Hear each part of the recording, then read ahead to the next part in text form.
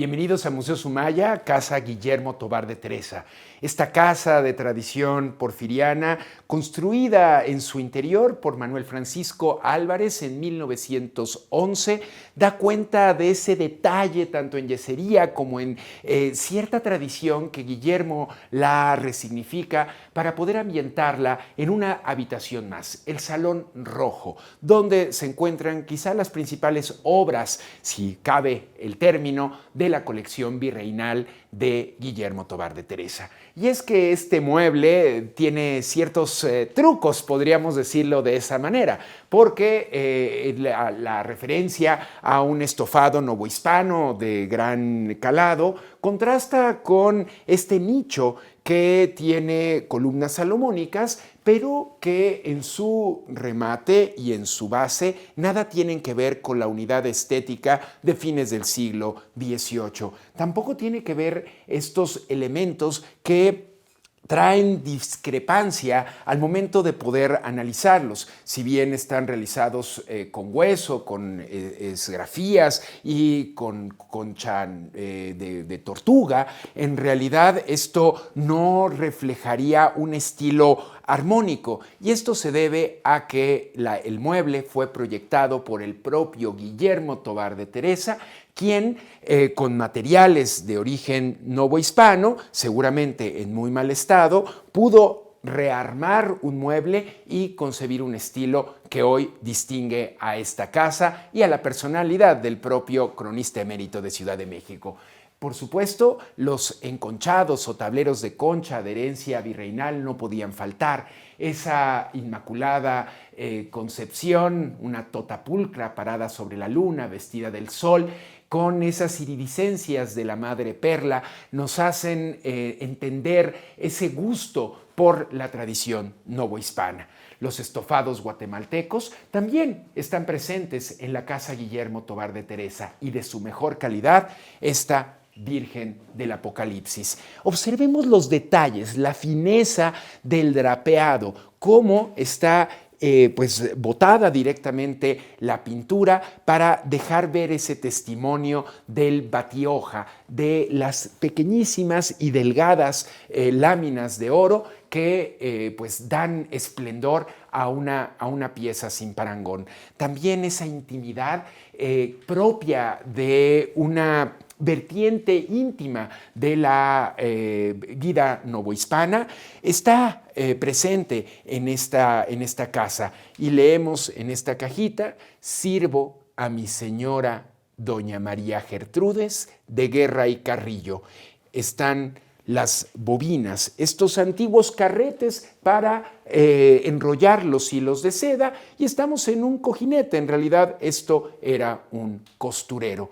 También las grandes obras de la Pinacoteca de Guillermo Tovar de Teresa se encuentran en este estudio constante, y uno de los grandes artífices fue el manierista Luis Juárez. De su mejor factura encontramos a este franciscano, a Antonio, que está presenciando la aparición del niño Jesús. Aparece la naturaleza muerta con este cráneo que es una vanitas, un memento mori, para desdeñar la vida mundana y acercarnos a los valores fundamentales, en este caso de la religión católica. También es el personaje que en una tradición poco ortodoxa se castigaba colocándolo de cabeza al pobre Antonio para que en un afán de conseguir las causas perdidas, pues tanto hombres como mujeres pudieran conseguir pareja. Llama la atención el hecho de encontrar una notabilísima obra realizada en los primeros momentos de la pintura en el continente americano. Está firmada por Simón de Pereins. Su nombre castellanizado puede ser Simón Pérez o Perines. La cuestión es que estamos ante un autor formado en el continente europeo, viene de Flandes, pero que logró viajar a América y crear una tradición pictórica tan importante como la que vivió y pulsó Nueva España. Es un Ecce Homo, un Cristo varón de dolores, un Cristo despojado de sus vestiduras, con los flagelos, los personajes atentos, y este manierismo da cuenta de un eslabón entre el Renacimiento y el estilo posterior, como será el barroco. También es importante en esta vida civil encontrar ejemplos como los de un artista que mostrará en su potencia la dignidad de los personajes cuando eran recibidos en las diferentes ciudades. Aquí estamos hablando que Magón retrata a el Marqués Conde de las Amarillas, al 42º virrey de Nueva España, entrando en la Puebla de Los Ángeles. La dignidad del personaje se da en medio de un enorme arco triunfal, pero es un arco triunfal efímero, es decir, no se conserva, no se realizaron como en la antigua Roma o incluso como Napoleón Bonaparte lo hizo para su arco del triunfo, que hoy triunfa literalmente en los Campos Elíseos de París. Estos arcos de triunfo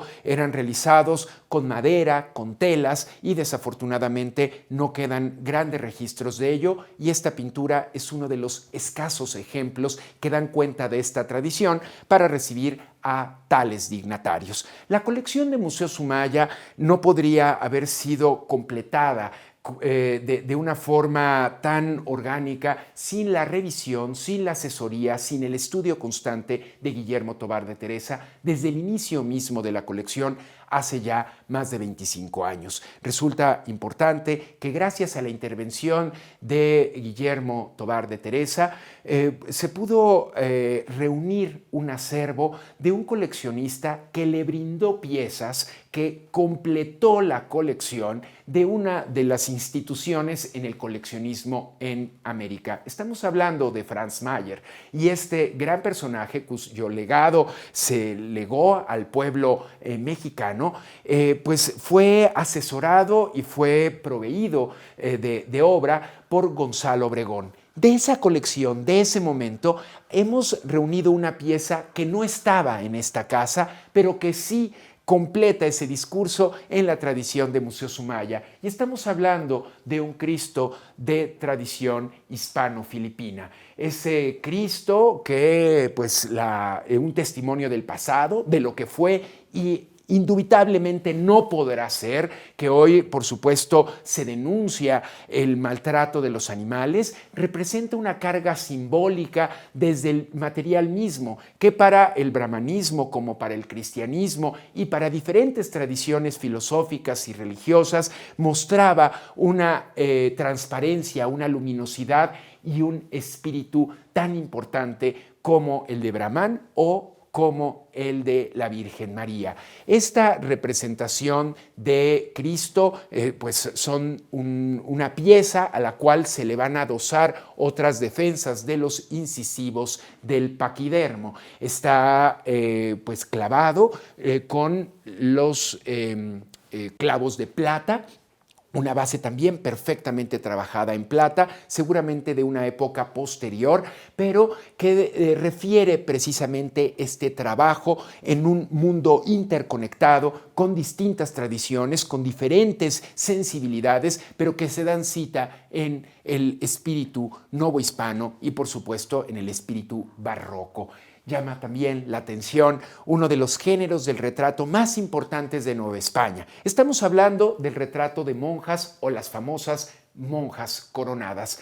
En realidad son dos tipos de religiosas, de esposas de Cristo, las que estaban ataviadas de una forma magnificente, pero que también tenían en el plexo solar el escudo de monja o un medallón de monja. Estamos refiriéndonos a dos órdenes, las concepcionistas, como en este caso está doña Manuela, o bien como las jerónimas, y es el caso de nuestra décima musa, Sor Juana Inés de la Cruz. También es fundamental referirnos a la delicadeza de los materiales, a esa conservación que por la corrección en los procesos de un coleccionista como lo fue Guillermo Tovar de Teresa, hoy podemos dar testimonio de ese manierismo, de esos capítulos iniciales en la tradición de la pintura en nuestra patria compartida.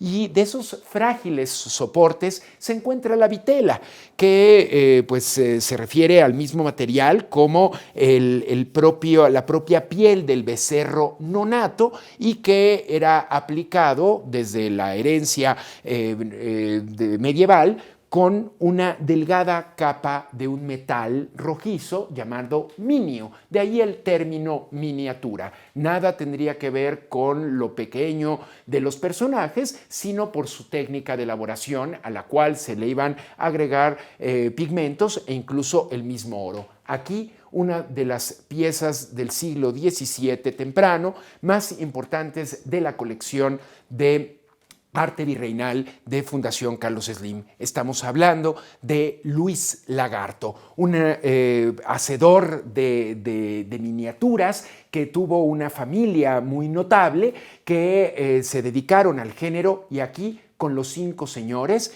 encontramos un eje vertical. Por un lado el Padre Eterno, el Espíritu Santo, con el cosmos, el orbe, y en liga precisamente con el Salvador.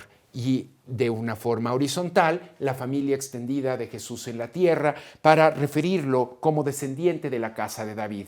Los padres de María, Joaquín y Ana, se hacen presentes, los abuelos, y acompañan a José como santo patrono de Nueva España.